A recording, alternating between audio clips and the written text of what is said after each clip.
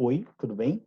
Eu sou o professor Renato Tavares e nesse vídeo nós vamos falar um pouco sobre o texto jornalístico para televisão. Como é que a gente escreve para a TV, que preocupações que a gente tem que ter na hora de trabalhar como redator ou editor de texto para um programa de televisão de cunho informativo ou jornalístico, né?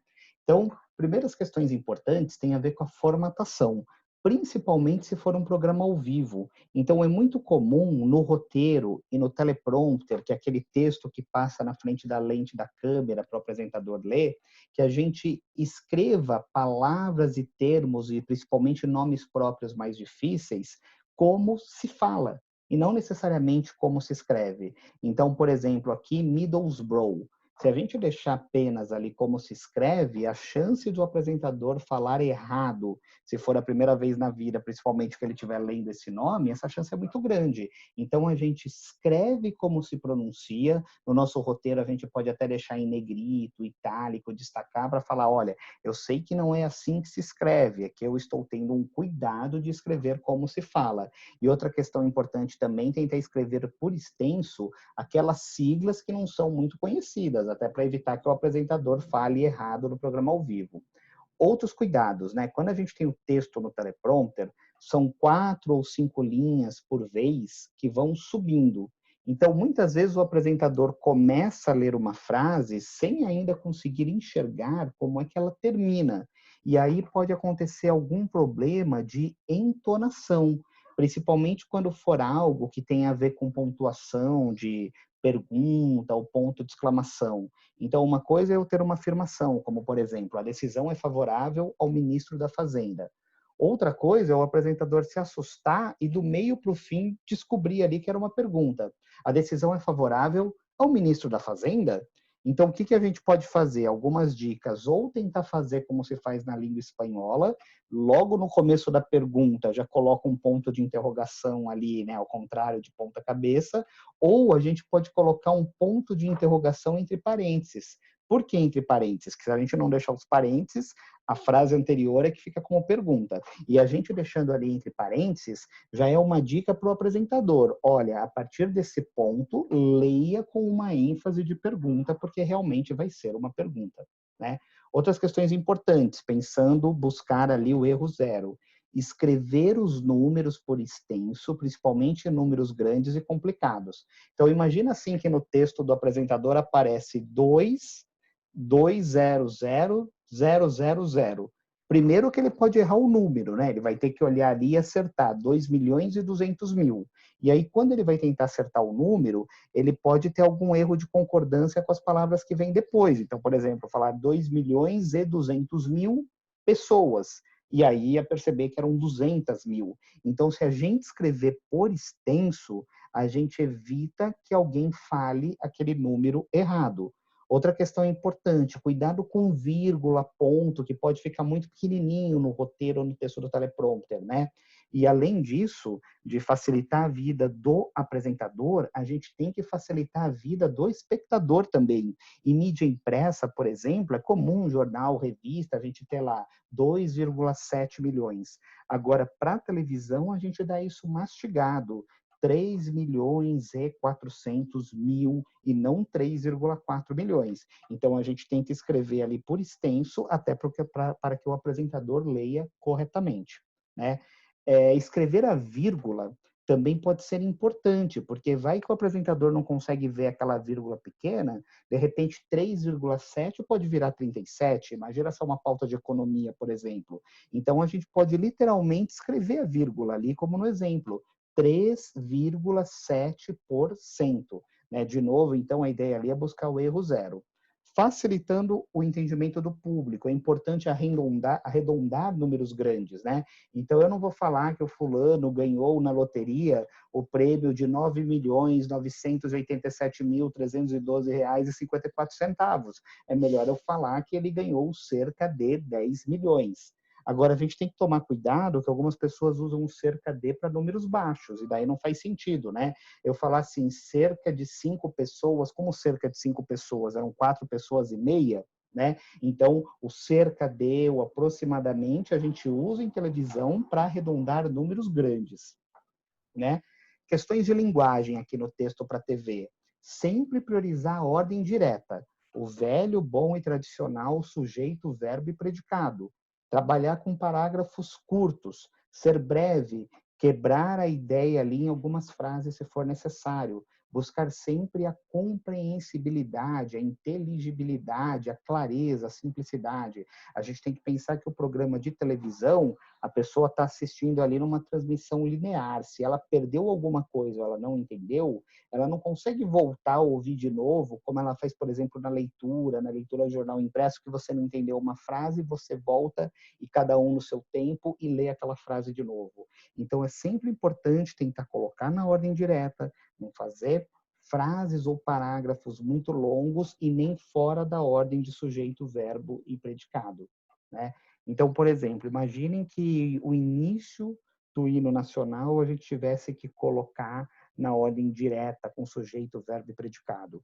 Como é que ficaria para a televisão, de uma maneira clara e didática para o público, esse trecho que a gente está vendo agora? Ouviram do Ipiranga, quer dizer, já começou com o verbo, quem ouviram, as margens plácidas de um povo heróico, o brado retumbante. Primeiro, que não está na ordem. Segundo, que nem todo mundo pode saber o que são plácidas, ou o que significa brado, ou o que é retumbante.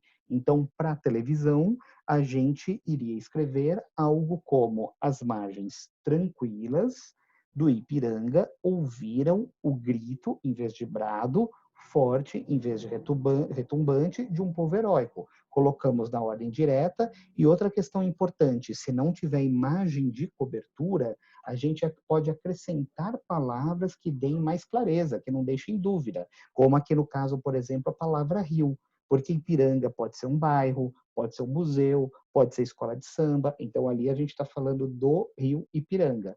O mesmo vale para São Paulo, por exemplo. A gente, se não tem imagem de cobertura, a gente não pode falar só São Paulo. É cidade de São Paulo ou é estado de São Paulo? Ou, às vezes, até o time de futebol do São Paulo, né? Nessa questão do estilo, é importante também prestar atenção para evitar rimas indesejáveis, né, e excessivas, né? Tipo aqui, a exceção da promoção é a locação, muitos são na sequência. Cuidado com cacofonia, que é quando o final de uma palavra se junta com o começo da outra e forma uma outra palavra, bocadela, porcada. Então, qual é o segredo, né, pessoal? Para a gente perceber se tem rima excessiva, se tem cacofonia, é aquela velha dica de ler em voz alta. Lendo em voz alta, ou pelo menos lendo e mentalizando o que você está lendo, como aquilo vai ser dito, pronunciado pelo apresentador, você consegue identificar esses problemas. E outro cuidado: muitas palavras com som de S na sequência. Por quê? Porque isso dá sibilância, que é aquele exagero do S, né?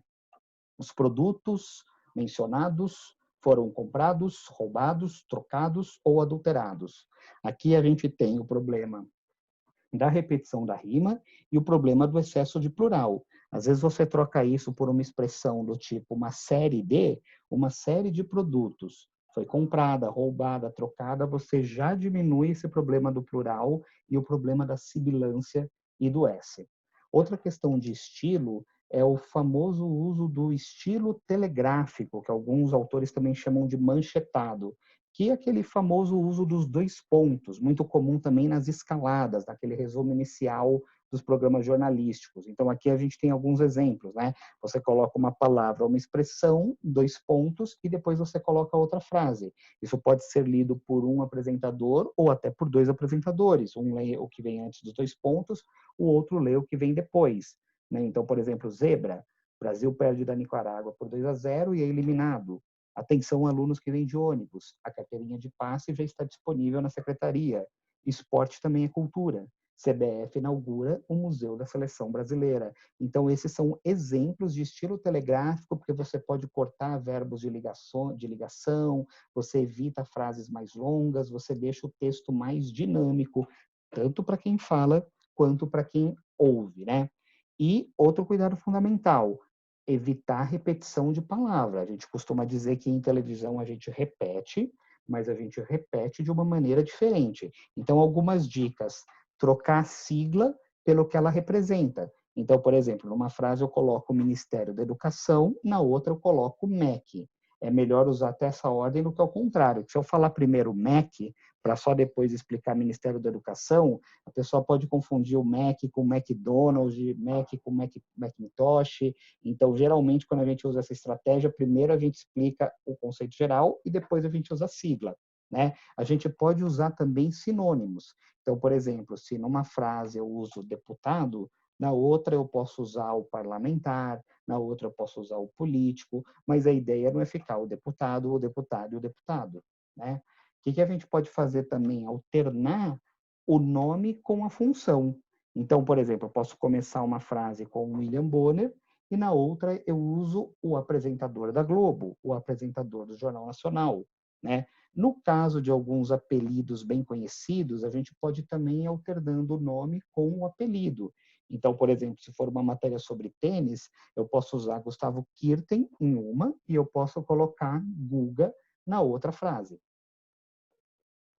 Cuidados aqui em relação ao conteúdo, né? Principalmente quando não tem imagem de cobertura. Cuidado com ambiguidade, né? Dar margem para mais de uma interpretação, pessoas diferentes entenderem coisas diferentes. Então, nesse exemplo aqui, o atacante João e o técnico Luiz discutiram porque ele elogiou o esquema de marcação do adversário. Quem elogiou? Foi o atacante que elogiou e o técnico não gostou porque ele está elogiando o técnico adversário? Né? Ou é o técnico que está reclamando e ele está elogiando a marcação do adversário, porque quer dizer que a defesa do adversário jogou melhor do que o atacante do time dele? Então, cuidado com ambiguidade e também cuidado com generalização. Essas frases de efeito do tipo, né? A cidade foi totalmente destruída. Se ficou alguma coisa de pé ou intacta, não foi totalmente. Ou todos os moradores estão revoltados. Você falou com todos os moradores, você entrevistou todos eles, né? Ou ninguém acredita na vitória do time. Sempre vai ter aquele torcedor mais fanático que vai acreditar num placar dilatado ou numa virada difícil. Então, cuidado com generalização em relação ao conteúdo do texto para a televisão. E o que é fundamental para todo tipo de texto, né? Evitar redundância, né? Então, aqui a gente tem alguns exemplos comuns, né?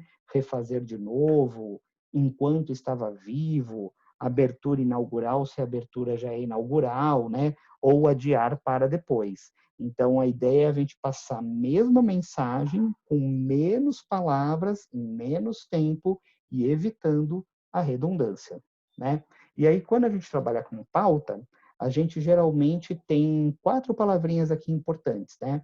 O conceito da retranca, que é aquele nome interno que a pauta tem, que só a equipe interna ali do programa do telejornal sabe, geralmente é algo de uma ou duas palavras.